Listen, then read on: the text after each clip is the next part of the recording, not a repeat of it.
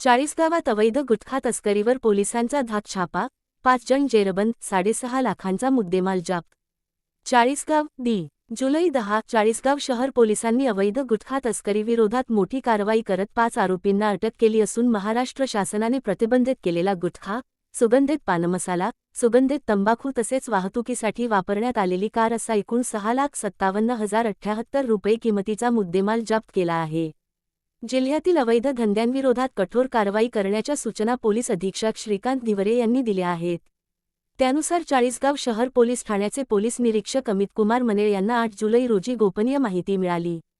हनुमानवाडी परिसर, बलभीम व्यायामशाळेजवळ, आनंदवाडी येथील जुना डिझेल गॅरेज परिसर तसेच बसस्थानकामागील लक्ष्मीनगर भागात काही व्यक्ती प्रतिबंधित गुटखा व पानमसाल्याची अवैधरित्या वाहतूक आणि विक्री करीत असल्याचे समोर आले. या माहितीच्या आधारे पोलिसांनी विशेष पथक तयार करून सापळा रचला. कारवाई दरम्यान अजित चांदुमल रावलानी, कुबेर शेख कसम, हितेश किशोर पवार, निखिल राजेंद्र केसरवाणी आणि सौरभ संजय शिंगणे, सर्वरा चाळीसगाव यांना ताब्यात घेण्यात आले. आरोपींच्या ताब्यातील ट्रॅव्हल बॅगची तपासणी केली असता मोठ्या प्रमाणात प्रतिबंधित गुटखा, सुगंधित पानमसाला आणि सुगंधित तंबाखू आढळून आला.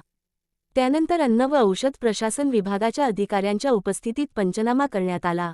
अन्न व औषध प्रशासन विभागाच्या फिर्यादीवरून चाळीसगाव शहर पोलीस ठाण्यात गुन्हा क्रमांक 333/2026 दाखल करण्यात आला असून भारतीय न्याय संहिता, BNS कलम 123, 223, 247, 275 तसेच अन्न सुरक्षा व मानके अधिनियमातील संबंधित कलमान्वये गुन्हा नोंदविण्यात आला आहे.